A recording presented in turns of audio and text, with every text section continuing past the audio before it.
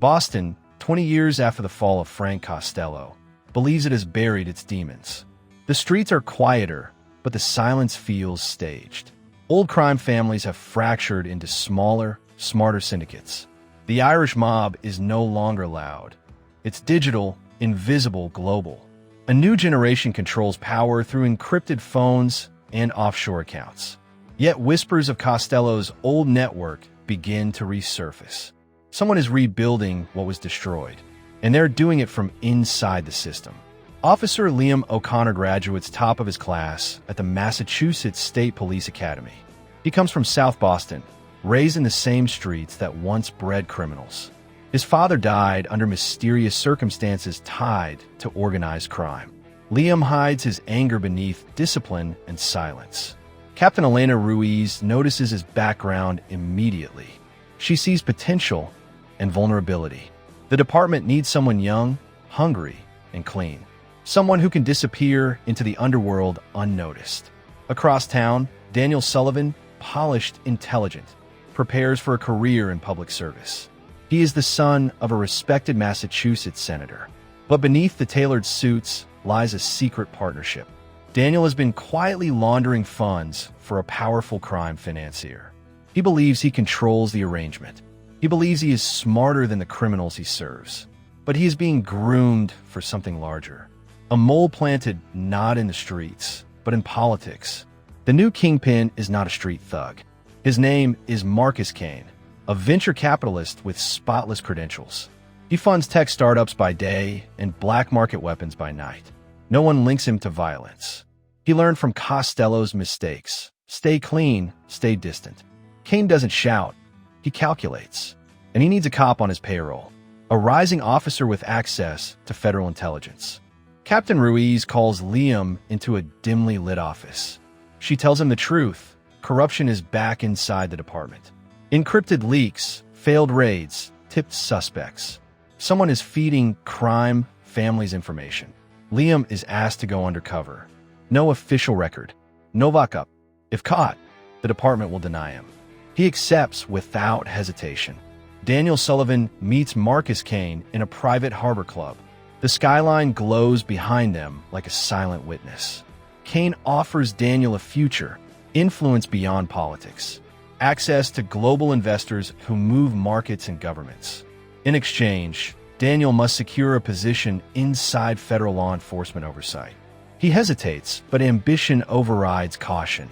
Kane sees the hunger in his eyes and seals the deal with a quiet handshake. Liam reinvents himself as Lee Connor, a disgraced ex-cop. He infiltrates a dockside smuggling ring tied to Kane. The criminals test him with small tasks, transport, intimidation. Liam proves himself ruthless when necessary. But every violent act chips at his identity. He keeps a secret burner phone to contact Ruiz. Each call grows shorter, colder. He is slipping into the role too well.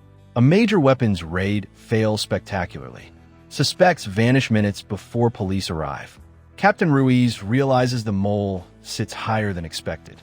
Internal Affairs begins silent surveillance. Daniel, now appointed to a federal advisory board, gains access to investigation data. He forwards selective intel to Kane. He tells himself it's temporary, but the web tightens around him. Liam watches gang members celebrate their narrow escape. He knows the leak comes from inside law enforcement. Daniel attends a charity gala, praised for his integrity. Their worlds orbit the same corruption, unaware of each other. One risking his life for truth, the other trading truth for power. Boston becomes a chessboard, and both are pieces in Kane's strategy. Kane orders a brutal retaliation against a rival cartel. Liam is forced to participate. The violence is swift and merciless. He saves an innocent bystander secretly, risking exposure. Kane begins to suspect someone in the crew. Trust erodes within the syndicate. A traitor must be found, and blood will answer doubt. Captain Ruiz faces scrutiny from her superiors. They warn her to close the investigation. Political pressure mounts from Senator Sullivan, Daniel's father. He argues that aggressive policing harms public trust. Ruiz senses something deeper. But without proof, she stands alone. The department feels fractured. Every conversation sounds rehearsed. Daniel narrowly avoids exposure when an audit flags unusual transactions. He manipulates the system with calculated precision. Kane praises his composure under pressure, but Daniel begins losing sleep. He fears Kane more than prison, because Kane does not forgive mistakes, and he does not tolerate weakness. Liam discovers Kane suspects a mole. Daniel learns law enforcement suspects a leak. Both men scramble to protect themselves. Liam feeds minor misinformation to identify the source. Daniel tightens access to classified files. Each unknowingly narrows in on the other's trail. The tension thickens like smoke. Boston waits for the spark. One of Liam's criminal associates is executed. Kane claims he was the informant, but Liam knows the man was innocent. The real traitor still breathes. The message is clear: loyalty or death. Liam feels the weight of isolation. He cannot trust criminals.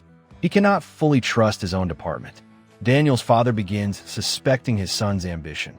Subtle questions become pointed confrontations. Daniel deflects with practiced charm, yet guilt creeps into his voice. His father warns him that power without morality destroys families. Daniel smiles politely, but Kane's shadow looms larger than blood. Liam intercepts encrypted communications tied to Kane's offshore accounts. He sends fragments to Ruiz. She traces connections to political oversight committees. The name Sullivan appears faintly in the metadata. Ruiz hesitates. The implications are explosive. Exposing this could collapse careers and reputations. But truth demands risk. Kane grows paranoid. He orders background checks on every crew member. Liam's fabricated identity nearly unravels. Daniel suggests a strategic shift. Find the mole inside the police. Kane smiles, recognizing Daniel's cunning. But Kane trusts no one completely, not even his golden political asset. Ruiz arranges a secret meeting with Liam in an abandoned warehouse. He looks thinner, harder. He tells her the mole is close to political power. She shares her suspicion about Sullivan. The realization chills them both. If they're right, they're fighting someone untouchable. And Kane will strike soon. Daniel receives false intel about a confidential task force meeting. He leaks it to Kane. But Ruiz orchestrated the information deliberately. Surveillance teams monitor all outgoing transmissions. The signal leads directly to Daniel's secure device. Proof at last, but incomplete. They need Kane too. Kane senses the trap too late. He eliminates two intermediaries to erase trails. Daniel realizes he may be expendable. Panic seeps through his composure. He contemplates fleeing Boston, but ambition anchors him. He chooses to confront Kane directly. In a dimly lit marina warehouse, Daniel confronts Kane. He demands protection and reassurance. Kane responds with cold laughter. He explains that loyalty is transactional, and Daniel's usefulness is fading. Unbeknownst to them, Liam hides nearby, recording everything. The storm outside mirrors the tension inside. The meeting spirals into chaos when federal agents raid the building. Shots echo across the harbor. Kane escapes through a hidden passage. Daniel is wounded but survives. Liam barely avoids exposure. The operation partially succeeds, but not fully. The Kingpin is still free. News of corruption rocks Boston. Senator Sullivan resigns amid investigation. Daniel is placed under quiet custody, but he refuses to speak about Kane. Liam's undercover status remains classified. Ruiz faces suspension for unauthorized tactics. The department fractures further. Kane resurfaces overseas, untouched. He activates contingency plans. New alliances form with international crime syndicates.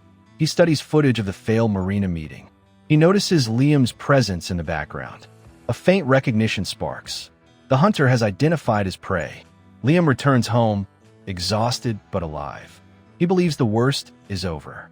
A package waits at his doorstep. Inside is a photograph of him undercover, circled in red. No note, no threat, just a warning. Kane knows, and the war for Boston has only begun.